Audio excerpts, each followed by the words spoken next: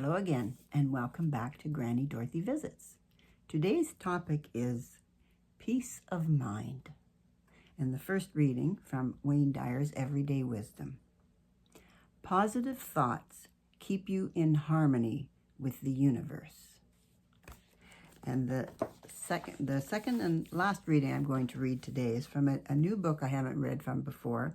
I looked on my library shelf to see what other material I could have for you, give you a variety, and I found this wonderful book, Norman Vincent Peale, The Power of Positive Thinking. And I found an excerpt, a long one actually, that's why I'm only going to do the one reading, and I hope it helps you. So it starts.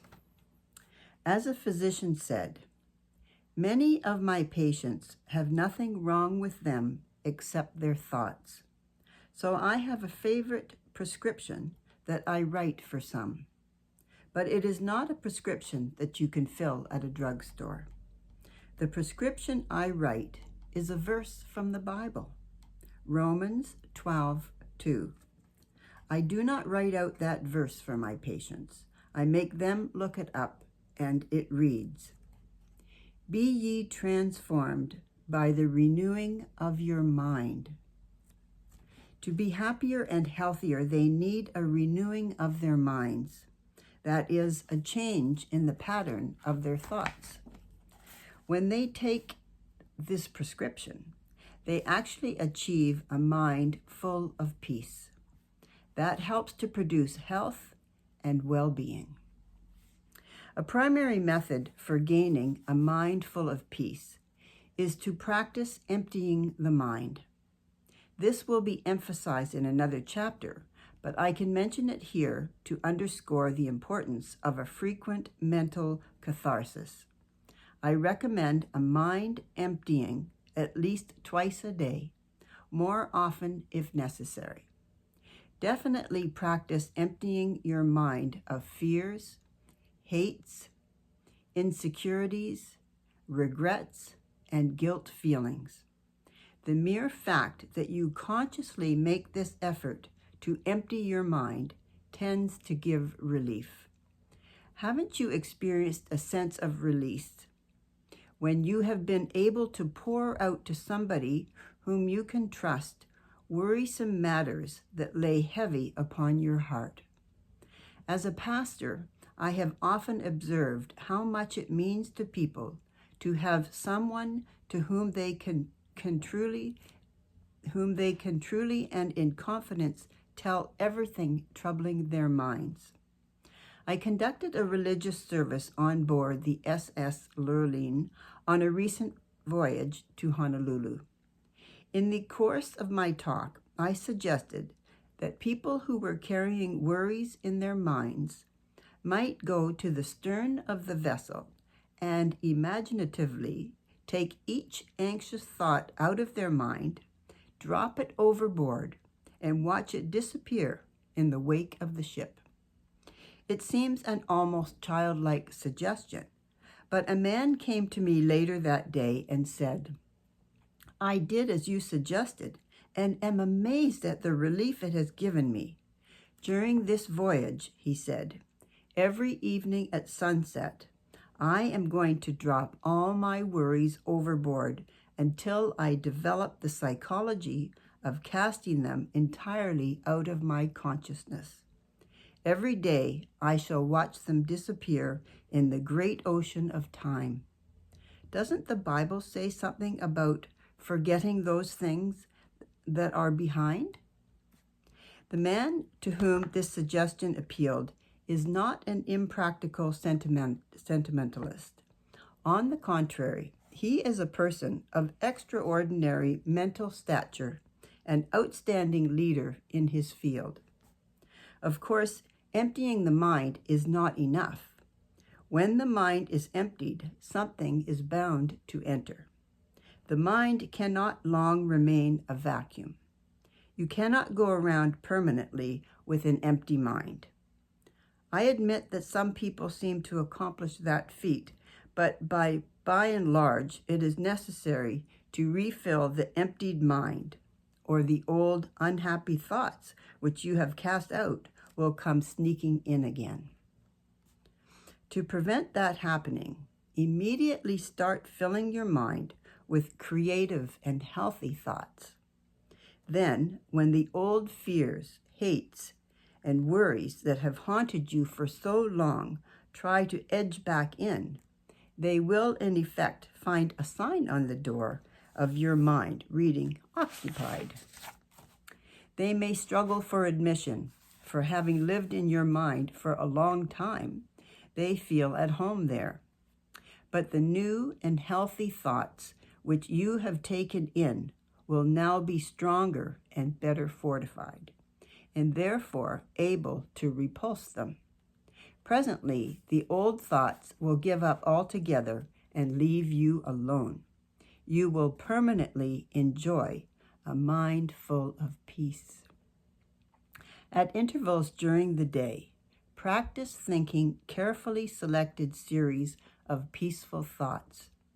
Let mental pictures of the most peaceful scenes you have ever witnessed pass across your mind, as, for example, some beautiful valley filled with the hush of evening time, as the shadows lengthen and the sun sinks to rest. Or recall the silvery light of the moon falling upon rippling waters. Or remember the sea washing gently upon soft shores of sand.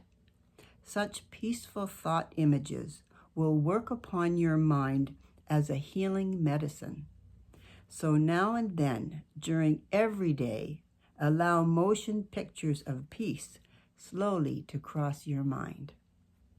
Practice the technique of suggestive articulation. That is, repeat audibly some peaceful words. Words have profound suggestive power, and there is healing in the very saying of them. Utter a series of panicky words and your mind will immediately go into a mild state of nervousness. You will perhaps feel a sinking in the pit of your stomach that will affect your entire physical mechanism.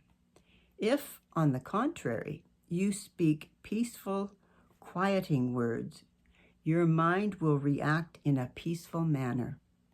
Use such a word as tranquility. Repeat that word slowly several times. Tranquility is one of the most beautiful and melodic of all English words, and the mere saying of it tends to induce a tranquil state. Another healing word is serenity. Picturize serenity as you say it.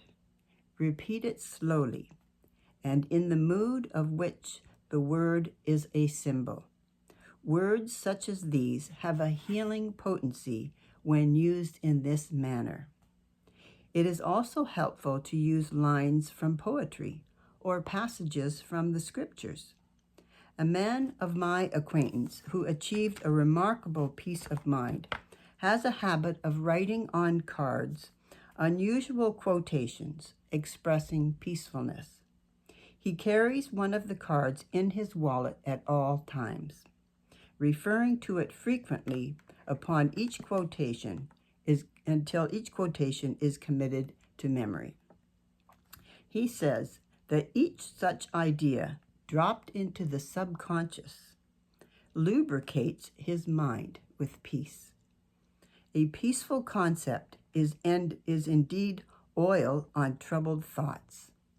One of the quotations which he used is from a 16th century mystic. Let nothing disturb you. Let nothing frighten you. Everything passes away except God. God alone is sufficient.